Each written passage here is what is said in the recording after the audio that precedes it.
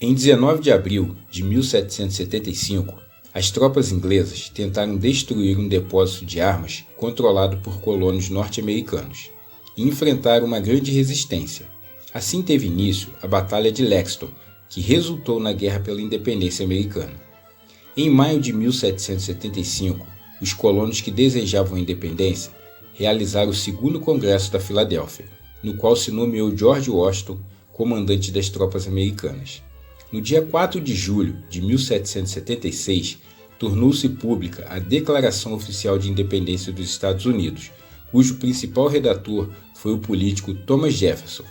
Ao longo da Guerra pela Independência, que se prolongou de 1775 a 1781, morreram cerca de 70 mil combatentes.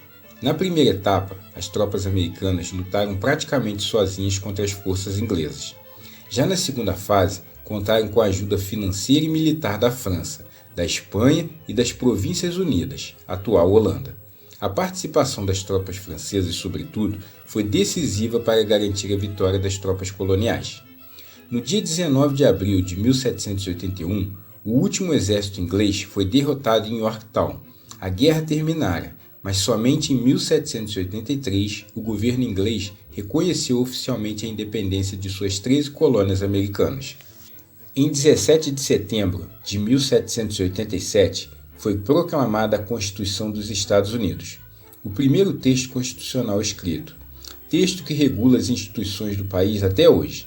Os pontos fundamentais definidos na Constituição norte-americana foram: tipo de Estado. Os Estados Unidos tornaram-se uma república federativa presidencialista, ou seja, formada por Estados-membros associados numa união política, uma federação, chefiada por um presidente. Cidadania.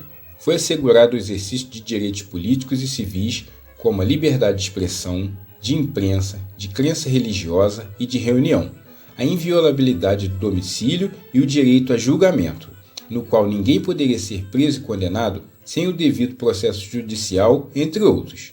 Os poderes do Estado foram organizados em executivo, que era a administração, o legislativo, era a elaboração de leis, e o judiciário, que era a aplicação da justiça. O presidente da República, com mandato de 4 anos, era o chefe do executivo e comandante das Forças Armadas, responsável pelo equilíbrio entre os Estados-membros da Federação e pela política exterior. O primeiro presidente dos Estados Unidos foi George Washington.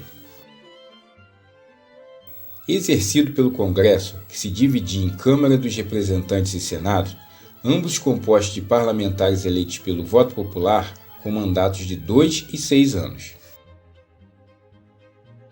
O principal órgão do Judiciário era a Suprema Corte, que tinha como função essencial garantir o cumprimento da Constituição. O direito de liberdade, que constava na Declaração de Independência dos Estados Unidos, não valia para todas as pessoas. A escravidão, por exemplo, foi plenamente mantida nos Estados Unidos até a Guerra de Secessão.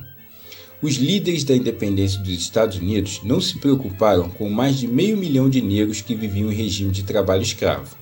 O próprio Thomas Jefferson era um grande proprietário de escravos, embora fosse, teoricamente, anti-escravista e abolicionista. Os indígenas norte-americanos também não tiveram o mesmo direito à liberdade. Durante todo o período colonial e depois da independência, muitas tribos foram massacradas ou expulsas de suas terras, ou mesmo tiveram sua cultura destruída. Eu espero que com esse vídeo eu tenha lhe ajudado a entender um pouco como se deu o processo de independência dos Estados Unidos da América. Muito obrigado por você ter assistido, um grande abraço e fique com Deus.